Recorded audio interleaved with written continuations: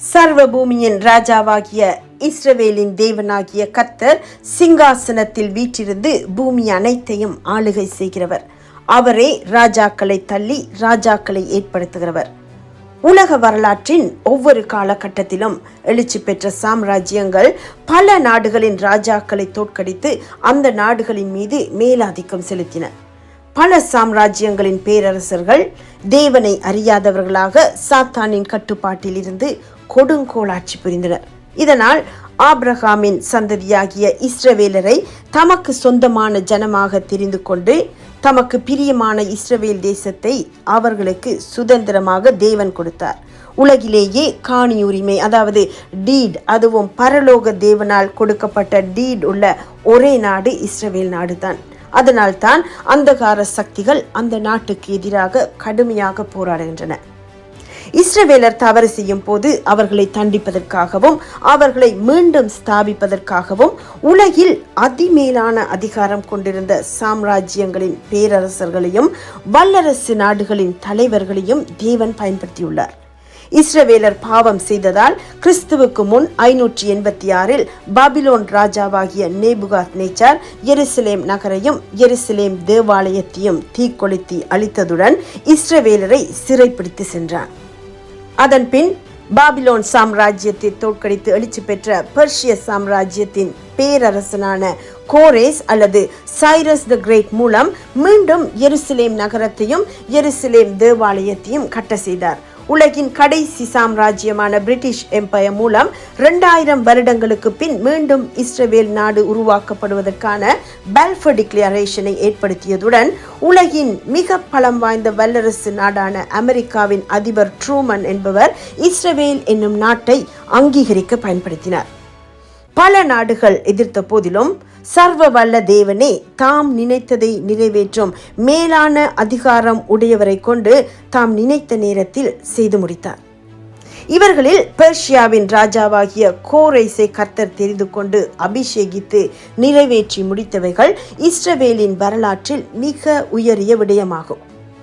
இப்போது மீண்டும் அதே சைரஸ் மோமெண்ட் உருவாகி இருப்பது உலக அரசியலில் பெரும் பூகம்பத்தை ஏற்படுத்தி அனைவரையும் அதிர வைக்கப் போகிறது. யார் நம்பினாலும் நம்பாவிட்டாலும் இன்றைய உலக அரங்கில் அதி உயர் அதிகாரம் கொண்ட தனி ஒரு மனிதனாக அமெரிக்க அதிபர் ட்ரம்பை வேதாகமத்தில் தீர்க்க தரிசனமாக அறிவிக்கப்பட்டதும் அதே போல நிறைவேற்றப்பட்டதுமான சைரஸ் அனாயிண்டிங் உடையவராக தேவன் பயன்படுத்தி வருகிறார். இவற்றை பற்றி சில வருடங்களாக கூறப்பட்டு வந்த தீர்க்க தரிசனங்கள் அப்படியே நடைபெற்று கொண்டிருப்பது பல பரிசுத்தவான்களின் ஜெபத்துக்கான பதிலாக இருந்த போதிலும் கூட நடக்க போகும் சம்பவங்களை நினைக்கும் போது மனம் பதறுவதாகவே உள்ளது. முதலில் கோரேஸ் மன்னனை பற்றி கவனித்து பின் ட்ரம்ப் அதே அபிஷேகத்துடனும் கோரேஸை பற்றி கூறப்பட்ட தீர்க்க தரிசனங்களின் படியும் செயல்படுவதை பார்ப்போம்.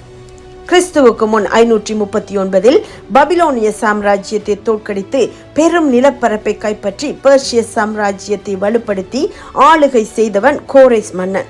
இவன் பிறப்பதற்கு 150 வருடங்களுக்கு முன் ஏசாயா தீர்க்கதரிசி இவனை பற்றி முன்னுரைத்தான். ஏசாயா 44 அதிகாரம் 28 முதல் 45 அதிகாரம் 6 வசனம் வரையுள்ள வசனங்களில் கோரேசை பற்றி கர்த்தர் இவ்வாறு கூறுகிறார். அவன் என் மேய்ப்பன், அவன் எருசலேமை நோக்கி நீ கட்டப்படு என்றும் தேவாலயத்தை நோக்கி நீ அஸ்திபாரப்படு என்றும் சொல்லி எனக்கு பிரியமானது எல்லாம் நிறைவேற்றுவான் என்று சொல்லுகிறவர் நான்.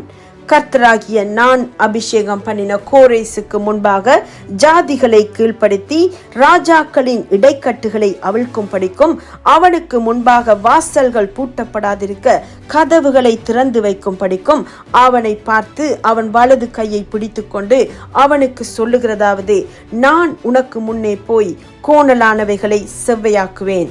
உன்னை பெயர் சொல்லி அழைக்கிற இஸ்ரவேலின் தேவனாகிய கர்த்தர் நானே என்று நீ அறியும்படிக்கு வெண்கல கதவுகளை உடைத்து இருப்பு தாழ்பால்களை முறித்து அந்தகாரத்தில் இருக்கிற பொக்கிஷங்களையும் ஒளிப்பிடத்தில் இருக்கிற புதையல்களையும் உனக்கு கொடுப்பேன். நான் என் தாசனாகிய யாக்கோபின் நிமித்தமும் நான் தெரிந்து கொண்ட இஸ்ரவேலின் நிமித்தமும் நான் உன்னை பெயர் சொல்லி அழைத்து நீ என்னை அறியாதிருந்தும் உனக்கு நாமம் தரித்தேன். நானே கர்த்தர், வேறொருவர் இல்லை, என்னை தவிர தேவன் இல்லை. என்னை தவிர ஒருவரும் இல்லை என்று சூரியன் உதிக்கிற திசையிலும் அது அஸ்தமிக்கிற திசையிலும் அறியப்படும்படிக்கு நீ என்னை அறியாதிருந்தும் நான் உனக்கு இடைக்கட்டு கட்டினேன். நானே கர்த்தர், வேறொருவர் இல்லை. ஆங்கில வேதாகமத்தில் to subdue nations before him and loose the armor of kings என கூறப்பட்டுள்ளது. அதாவது நாடுகளை கீழ்ப்படுத்தி நாடுகளின் ராஜாக்களின் அதிகாரத்தையும் ஆளுகை செய்யும் வல்லமையையும் அகற்றி அவர்கள் எதிர்த்து நிற்க முடியாமல் சரணடையும் நிலையை கர்த்தரை ஏற்படுத்துவதாக கூறியுள்ளார். ஈராக், சிரியா, ஜோர்டான், எகிப்து, இஸ்ரேல் போன்ற நாடுகளை ஆளுகை செய்த பாபிலோனிய மன்னர்கள் ஒருவரும் எதிர்த்து நிற்க முடியாமல் தோல்வியை தழுவிக்கொண்டனர். உலகின் பலமிக்க சாம்ராஜ்யமாக பெர்ஷிய சாம்ராஜ்யத்தை வலுப்படுத்திய கோரேஸ் ராஜாவின் 1ஆம் வருஷத்திலே அவன், பரலோகத்தின் தேவனாகிய கர்த்தர் பூமியின் ராஜ்யங்களை எல்லாம் எனக்கு தந்தருளி யூதாவில் உள்ள எருசலேமிலே தமக்கு ஆலயத்தை கட்டும்படி எனக்கு கட்டளையிட்டிருக்கிறார். அவருடைய ஜனங்கள் எல்லாரிலும் எவன் உங்களுக்குள் இருக்கிறானோ அவனோடே அவனுடைய தேவன் இருப்பாராக. அவன் யூதாவில் உள்ள எருசலேமுக்கு போய் இஸ்ரவேலின் தேவனாகிய கர்த்தருடைய ஆலயத்தை கட்டக்கடவன். எருசலேமில் வாசம் பண்ணுகிற தேவனே தேவன் என பிரகடனம் செய்தபடியே எரேமியா தீர்க்கதரிசியினால் முன்னறிவிக்கப்பட்டவாறு 70 வருட கால சிறையிருப்பின் பின் மீண்டும் எருசலேம் நகரமும் 2ஆம் எருசலேம் தேவாலயமும் கட்டப்பட்டது. ஒருவரும் கோரேஸ் மன்னனை எதிர்த்து நிற்க முடியாமல் போனது. இது இஸ்ரவேல் தேசத்தின் சரித்திரத்திலே மிக முக்கியமான சம்பவம். இந்த கோரேஸ் மன்னன் தேவனை அறியாதிருந்தும் அவனை தெரிந்து கொண்டு அபிஷேகம் பண்ணி தனக்கு பிரியமானதை எல்லாம், அதாவது இயேசுவின் 1ஆம் வருகைக்காக எருசலேம் நகரத்தை கட்டி எருசலேம் தேவாலயத்தையும் கட்டி எழுப்புவதற்கு இஸ்ரவேலின் தேவன் பயன்படுத்தினார். இந்த காலத்தில், அதாவது 2025ஆம் வருடத்தில் உலகின் அதி உயர் அதிகாரமுடைய தலைவரான அமெரிக்க அதிபர் ட்ரம்ப் கோரேஸ் மன்னனுக்கு கொடுக்கப்பட்ட அபிஷேகமும் அதிகாரமும் உடையவராக செயல்படுவதை தெளிவாக காண முடிகிறது. தேவராஜ்யத்துக்கும் அவருடைய திட்டங்களுக்கும் விரோதமாக செயல்படும் நாடுகளின் தலைவர்கள் ஒருவரும் எதிர்நிற்க முடியாதபடி தேவன் தமக்கு பிரியமானவைகளை எல்லாம் நிறைவேற்றி வருகிறார். பலர் இதனை எதிர்த்து தமக்கு விருப்பமான தலைப்புடன் செய்திகளை வெளியிட்டாலும் கூட, நான் கட்டுக்கதைக்காரர்களின் குறிகளை அபத்தமாக்கி குறி சொல்லுகிறவர்களை நிர்மூடராக்கி ஞானிகளை வெட்கப்படுத்தி அவர்கள் அறிவை பைத்தியமாக பண்ணுகிறவர் என கர்த்தர் கூறுகிறார்.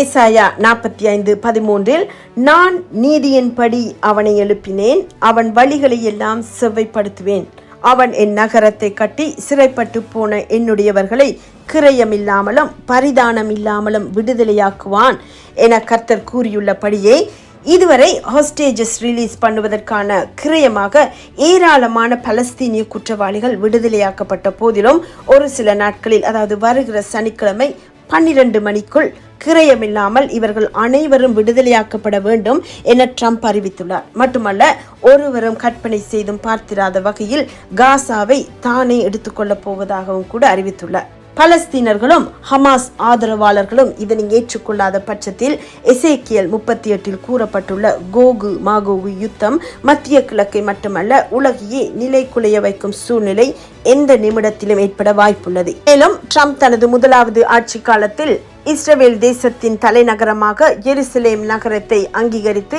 US எம்பசியை அங்கே ஸ்தாபித்தது போல இந்த ஆட்சி காலத்தில் கோரேஸ் மன்னனை போல 3ஆம் எருசலேம் தேவாலயத்தை கட்டுவதற்கான வாய்ப்புள்ளது.